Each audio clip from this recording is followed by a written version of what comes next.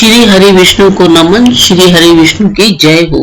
नारद जी बोले, जब भगवान शंकर चले गए तब हे प्रभु, उस भाला ने शोक कर क्या किया, सो मुझ विनित को धर्म सिद्धि के लिए कहिए।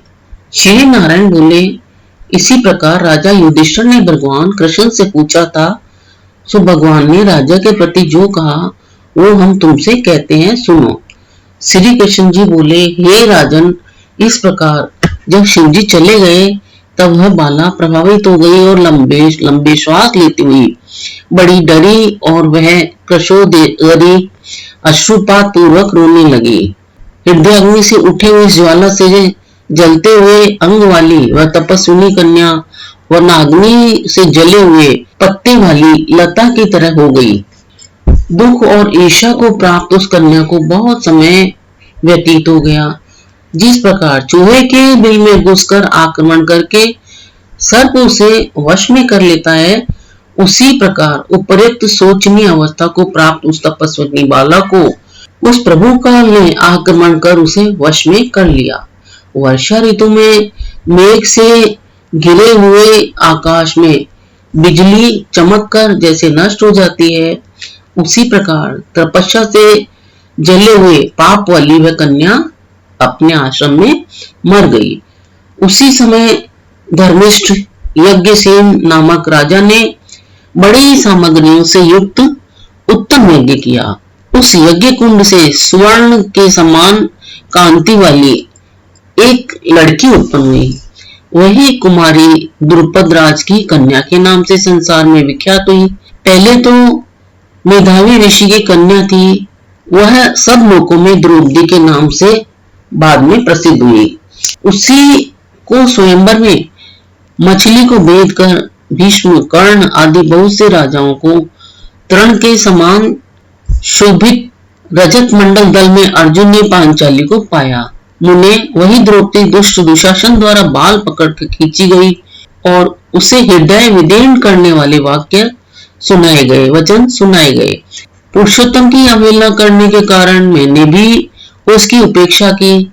जब वह मेरे में स्नेह करके मेरा नाम बार बार लेने लगी, हे दामोदर, हे दया सिंधु, हे कृष्ण, हे जगतपते, हे जगन्नाथ, हे रमानाथ, हे केशव, हे कलेश नाशन, मेरे माता पिता भ्रातृवर्ग, सहेलियां, बहन, भांजे, बंधु, इष्ट, पति आदि कोई भी नहीं है। हे हर्षिकेश, मेरे तो आप ही हैं, सब कुछ है। हे गोविंदे, हे गोपिकानाथ, दीन बंधु, दयानिधे, दुशासन से आक्रमण की गई मुझको क्या आप जानते नहीं है? यद्यपि पहली पुकार में मैंने उसकी ओर ध्यान नहीं दिया था, पर जब दुशासन से पराभूत होकर उसने मेरा उन्हें स्मरण किया, तब गरुड़ पर शीघ्र ही सवार होकर मैं वहां पहुंचा और मैंने, हे राजन, उसे बहुत से वस्तुओं से परिपूर्ण कर दिया। सदा मेरे में स्नेह करने वाली मैं ही हूँ प्राण, जिसके ऐसी सदा मेरे भजन में परायण मेरी अत्यंत प्रिय सखी मुझको प्राणों के समान होने वाली, उस पर भी पुरुषोत्तम की अवहेलना करने के कारण उसकी उपेक्षा करनी पड़ी। पुरुषोत्तम का तिरस्कार करने वाले का मैं पतन कर देता हूँ। यह पुरुषोत्तम मुनियों और देवताओं से भी सेव्य है, फिर समस्त कामनाओं को देने वाला यह पुरुषोत्तम मनुष्य द्वारा तो सेवनीय है ही। अतः आगामी पुरुषोत्तम की आराधना करो। 14 वर्ष के संपूर्ण होने पर तुम्हारा कल्याण होगा। हे पांडुनंदन, जिन पुरुषों ने द्रौपदी के बालों को खींचते हुए देखा है, महाराज, उनकी स्त्रियों की अलकों को मैं क्रोध से काटूंगा। दुर्योधन आदि राजाओं को यमराज के भवन को पहुंचाऊंगा। बाद में तुम समस्त शत्रुओं का नाश करके राजा बनोगे। न मेरे को लक्ष्मी प्रिय, न मेरे को बलभद्र जी प्रिय, न वैसे मेरे को देवी देवकी, न प्रद्युम्न, न सत्यकी प्रिय है। जैसे मेरे को भक्त प्रिय है, वैसा मुझे कोई प्रिय नहीं है। जिसने मेरे भक्तों को पीड़ित किया है, उससे मैं सदा पीड़ित रहता हूँ। हे पांडव, उसके समान मेरा अन्य कोई शत्रु नहीं है। उसकी अपराध का फल देने वाला यमराज है। क्यों कि वह दुष्ट दंड देने के लिए भी मेरे से देखने के योग्य नहीं है। श्री नारायण बोले, श्री कृष्ण ने उन पांडुपुत्र युधिष्ठिर आदि को और द्रौपदी को समझाकर द्वारका जाने की इच्छा से कहा, हे राजन, वियोग से व्याकुल द्वारकापुरी को आज मैं जाऊंगा, जहां महाभाग वासुदेव जी, हमारे बड़े भाई बलदेव जी, हमारी माता देवकी तथा गद, साम आदि और आहुक आदि यादव, रुक्मणी आदि जो स्त्रियां हैं, दर्शन की उत्कंठा वाले, वे सब हमारे आगमन की कामना में टकटकी लगाकर हमारा ही चिंतन करते होंगे।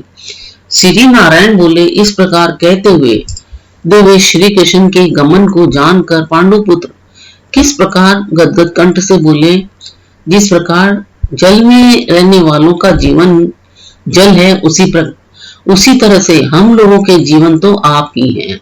हे जनार्दन, थोड़े ही दिनों के बाद फिर दर्शन हो। पांडवों के नाथ हरि हैं और तीनों लोकों में दूसरा कोई नहीं है। इस प्रकार सामने ही सब लोग कहते हैं, अतः हम लोगों की हमेशा आप रक्षा करें। हे जगत ईश्वर, हम लोग आपके हैं, भूलिएगा नहीं। हम लोगों के चित्त रूपी भ्रमरों का जीवन आपका चरण कमल ही है। आप ही हमारे आधार हैं, इसीलिए बारंबार हम आपसे प्रार्थना करते हैं। इन पांडु पुत्रों के निरंतर इस तरह से कहते रहने पर श्री कृष्णचंद्र प्रेमानंद में मगन होकर धीरे धीरे रथ पर सवार होकर पीछे चलने वाले पांडु पुत्रों को लौटाकर द्वारका को गए। श्री नारायण बोले, इसके बाद द्वारिकानाथ श्री कृष्णचंद्र के द्वारकापुरी जाने पर राजा युधिष्ठिर अपने छोटे भाइयों के साथ तप करते हुए तीर्थों में भ्रमण को गए। हे ब्राह्मण, नारद भगवान के प्रिय पुरुषोत्तम मास में मन लगाकर और श्री कृष्णचंद्र के वचनों का स्मरण करते हुए अपने छोटे भाइयों से तथा द्रौपदी से राजा युधिष्ठिर बोले, अहो, पुरुषोत्तम मास में होने वाले अत्यंत उग्र पुरुषोत्तम का महात्म्य सुना है। पुरुषोत्तम भगवान के पूजन किए बिना सुख किस तरह का मिलेगा। इस भारतवर्ष में वह धन्य है, वह पूज्य है, वही श्रेष्ठ है जो अनेक प्रकार के नियमों से पुरुषोत्तम भगवान का पूजन अर्चन किया करते हैं। इस प्रकार समस्त तीर्थों में भ्रमण करते हुए पांडुपुत्र पुरुषोत्तम मास के आने पर विधि पूर्वक व्रत करने लगे। हे मुनि श्रेष्ठ, व्रत के अंत में 14 वर्ष के पूर्ण होने पर श्री कृष्ण भगवान की कृपा से अतुल निष्कंटक राज्य उनको प्राप्त हुआ। पूर्व काल में सूर्य वंश में होने वाला दृष्टधन्वा नाम का एक राजा था, जो पुरुषोत्तम मास के सेवन से बड़ी लक्ष्मी को प्राप्त हुआ। पुत्र पौत्रों और सुख और अनेक प्रकार के भोगों को भोग कर, जो योगियों को भी दुर्लभ है, जो भगवान का वैकुंठ लोक है, वहां गया। हे मुनि श्रेष्ठ नारद, इस पुरुषोत्तम मास के अतुल महात्म्य को करोड़ों कल्प समय मिलने पर भी मैं कहने को समर्थ नहीं हूँ। सूत जी बोले, हे विप्रलुन, पुरुषोत्तम मास का महात्म्य कृष्ण द्वैपायन व्यास जी से मैंने सुना है, तथापि कहने को मैं समर्थ नहीं हूँ। इस पुरुषोत्तम मास के अखिल महात्म्य को स्वयं नारायण जानते हैं या साक्षात वैकुंठवासी हरि भगवान जानते हैं, परंतु ब्रह्मादि देवताओं से नमस्कार किए जाने वाले हे चरण पीठ, जिनके ऐसे गोलोकनाथ श्री कृष्णचंद्र जी अपनाए हुए हैं, जिसको पुरुषोत्तम मास को उसका संपूर्ण महात्म्य नहीं जानते, तो मनुष्य कहां से जान सकता है।